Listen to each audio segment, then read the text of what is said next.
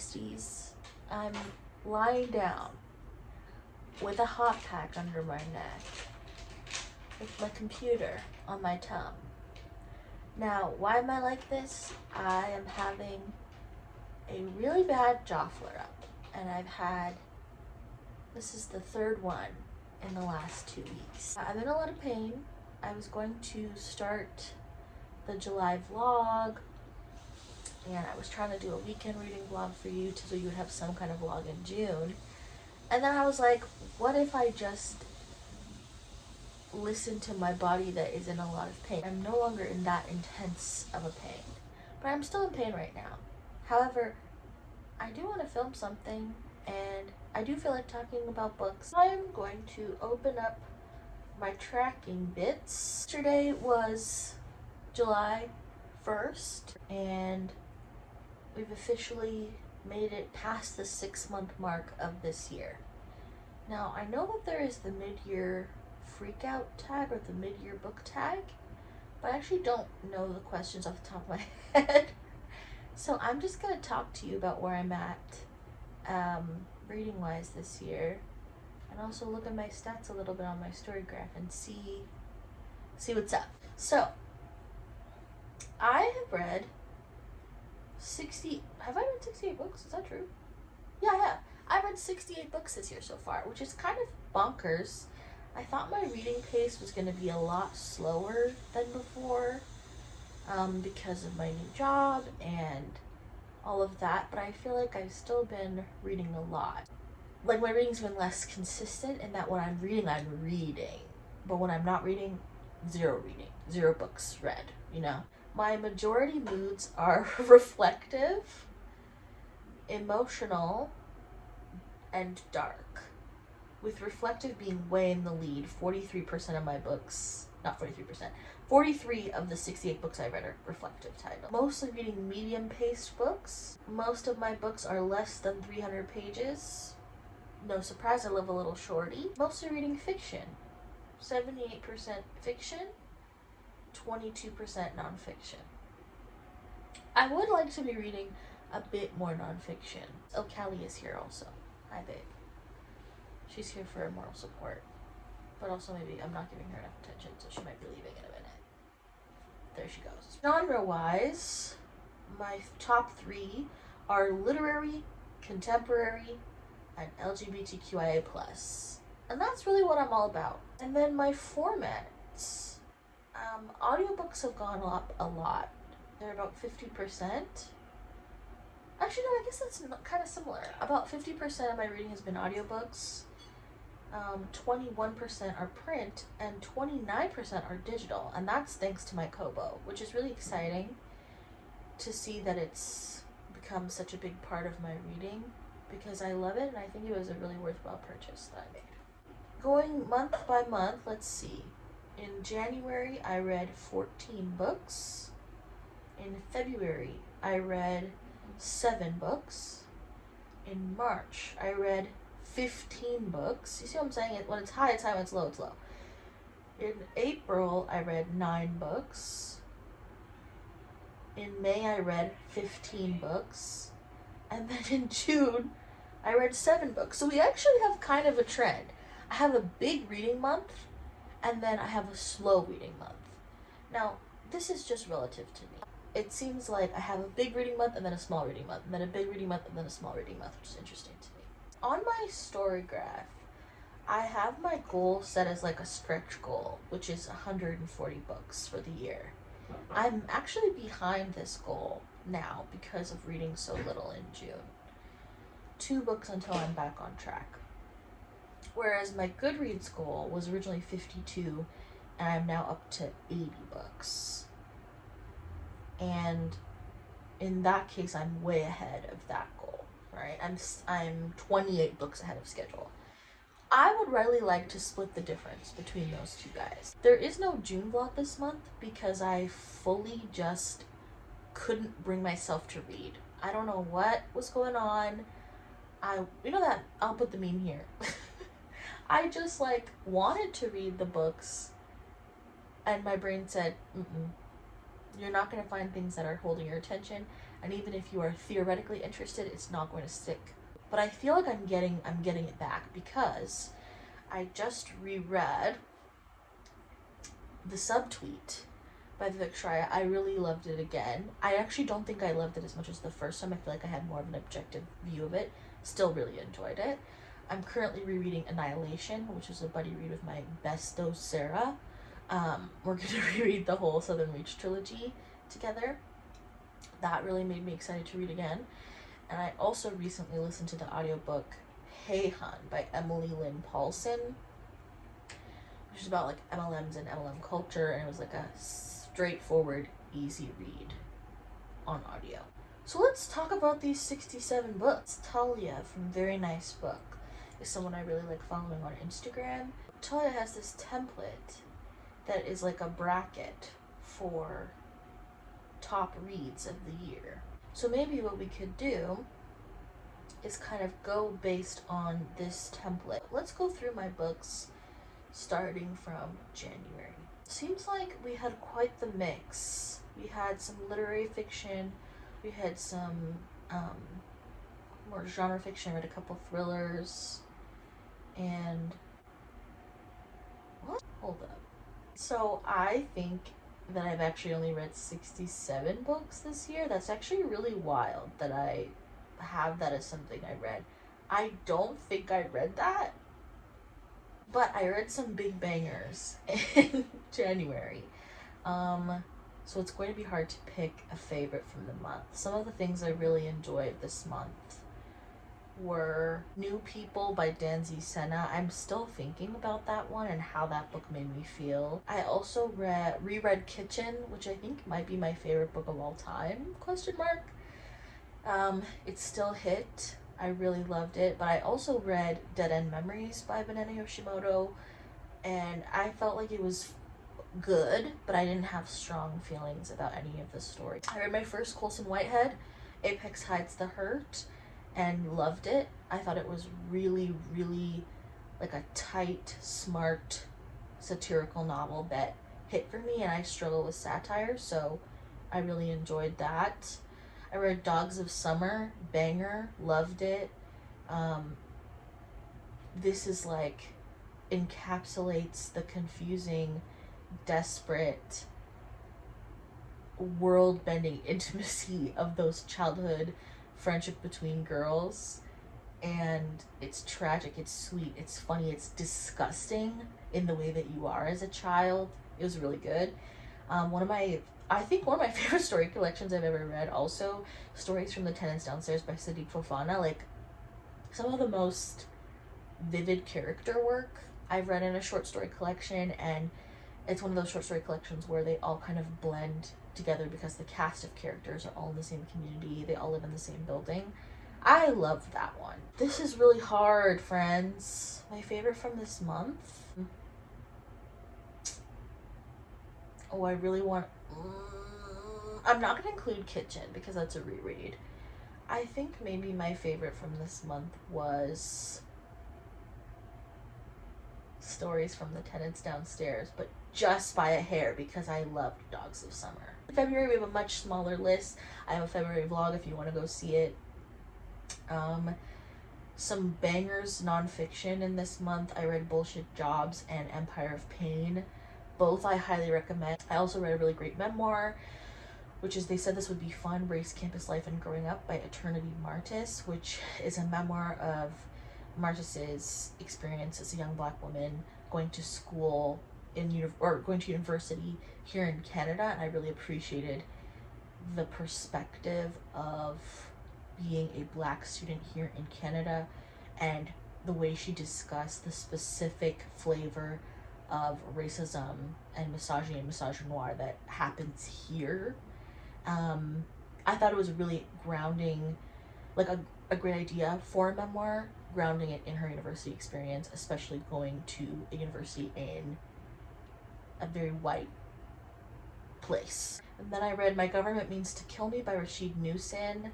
Really lovely historical fiction. Also, I don't think of this as historical fiction, but I think that's because I've cornered that off to far history. But yeah, literary historical fiction about a young man finding his place um, in New York, understanding his identity as a queer black man, finding his purpose in serving in his community, and what it means to like show up in community. Really beautiful, very episodic. I hope it gets made into some kind of show because I think it would be incredible, and the author writes for TV, so it makes sense.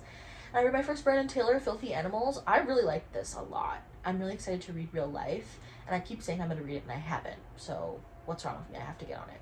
I think my favorite this month has to be My Government Means to Kill Me because it slayed. I love that. Let's move on to March. We're back up to 15 books. Oh my goodness, I read so much in March. Whoa, that's a lot. Okay, I read a bunch of literary fiction. I read some poetry. I read a couple thrillers. Wow, yeah, and March's vlog I feel like does cover a lot of these, so that is good too. If you have watched that, you know, you're familiar with what I read. Some of the standout lit fics of this month were All This Could Be Different by Sarah Thunkam Matthews, Bad Cree, loved Bad Cree, Girl, Woman, and Other, loved Girl, Woman, Other, The Days of Abandonment, loved. I also read or finished The Truth About Stories, a native narrative by Thomas King. Highly recommend. Super recommend. It was so good. This is so hard. This month, for March especially, there was a lot of good stuff here. I think I have to give it to Girl, Woman, Other. I think it was spectacular. Yeah, I just think it was spectacular. April. I read 9 books in April, and I'm like remembering these and being surprised by them. In April, I did have my gallbladder yoinked out of me, so I think that's part of why I didn't read as much. There's a vlog about April as well. I also read some heavy stuff toward the end of the month, and I think that slowed my reading a bit. Patricia Wants to Cuddle, so fun. I love this one. I just like books about this kind of thing. Like, I love the critique on reality dating TV shows, specifically The Bachelor. I kind of liked this weird gay island and Patricia. And I really like this, and I recommend it. It's kooky and fun and fast. Then I read We Do What We Do in the Dark by Michelle Hart, and then The Ark for the Adult by Bronwyn Fisher, and I found them reminding me of each other in their experience. Both queer books about sapphic relationships and first times in sapphic relationships between a younger woman and an older woman. I found What We Do in the Dark deeply lonely and sad, and it was a little more mature in that both women are grown, but it happens to be this like loneliness together situation for them, whereas The Adult is really a coming of age novel about our main character learning who she is and how to be who she wants to be amidst this desperation for her to find that and her false belief that everyone else already knows. And then I read Crying in H Mart by Michelle Zauner, and it hurt me so bad. It hurt me bad. I read this in tandem with My Brother by Jamaica Kincaid, which I finished in May. It hurt me, and I think it's excellent, and it impressed me as well because Michelle Zauner is a strong writer, and this was just a great memoir. I kind of want to give it to The Adult. Is that bonkers? I really liked The Adult. Then May, another big reading month, 15 books. Wow. There's an in-depth vlog about all of this. Ton more memoirs. I read Superfan, which was my first fandom book that I really liked. I read YN, my second fandom book, I also really liked. I read My Brother by Jamaica Kincaid. I loved this so much, and I keep thinking about it. I think reading it in complement with Crying in H Mart also really moved me because both really captured these like messy feelings of love and frustration and anger you can have in that particular way that those emotions work around family and what it means to lose somebody slowly, who you have a complex relationship with, and I loved both, but I really loved my brother. The Incendiaries by R.O. Kwan I read, cult book, religion book. The Sentence by Louise Erdrich. I loved this. I can't stop thinking about this one. I have to read more from this author. Really good for a variety of reasons, but also I think because it surprised me by being a pandemic novel that really captured the feeling of 2020 amidst all the other stuff it was doing. I think my favorite thing I read in May was The Sentence? Question mark? That is very surprising, but I think it was. I loved The Sentence. I read 7 books in June. I read Yellowface by R.F. Kuang. I had a lot of fun when I was reading this because I think I approached it as, I approached it as like a silly thriller, essentially, with like a literary focus. So when I read it, I was like, slay, this is so fun. And then the more I thought about it and the more I like consumed reviews of it and stuff, I was like, wait a minute. Was this supposed to be like full literary satire commentary? Wait a second. And so I actually think it is more fun if it's simply a campy literary focus thriller rather than a literary satire, because I think it unfortunately comes out a little bit heavy-handed, a lot of lack of nuance, not very realistic, unfortunately, and not in the satirical way, but just like kind of landing in a liminal space between the two. If you want an excellent review of that, please go watch Noor's review of Yellowface. Listen to the new Samantha Irby, Quietly Hostile. Loved. This one was less heavy than I think her prior books, in that it was her having fun and being gross. I really enjoyed it. I will always recommend Samantha Irby if she's your thing. I'm not going to include the subtweet because it's a reread. So I think maybe Quietly Hostile? Wow. So my favorite from January was Stories from the Tenants Downstairs. My Government Means to Kill Me versus... Oh no, we're in trouble. Versus... Girl, Woman, Other? No. Okay. Stories from the Tenants Downstairs, My Government Means to Kill Me, Girl, Woman, Other. I think Stories from the Tenants Downstairs and Girl, Woman, Other beats out My Government Means to Kill Me. And then I think Girl, Woman, Other beats out Stories from the Tenants Downstairs. But that one is like a tight race, okay? It's tight. So that's the first part of the bracket. April, my favorite was The Adult. May, my favorite was The Sentence. Oh my goodness. And June, my favorite was Quietly Hostile. Okay, this one's easy for me. I think Quietly Hostile falls off. The Adult versus The Sentence, easy, it's The Sentence. So, oh my gosh, that's wild. So it's Girl, Woman, Other versus The Sentence. Wow. Oh my goodness. Okay, so we're gonna leave it there for now so that you can see where I left off. I'm gonna fill out the Instagram template. That's where we are. That's my mid-year thoughts on books. In terms of what I want to prioritize for the rest of the year, I have some arcs that I really want to get to.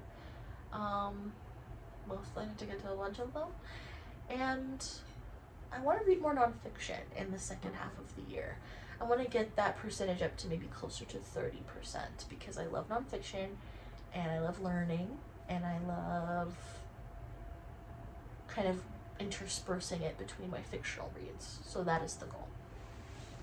Okay, friends, I hope you enjoyed this unconventional angle and situation, and I'm going to go reheat this hot pack and lie back down. Hopefully there will be a vlog for you in July, and I'll talk to you very soon. Bye-bye.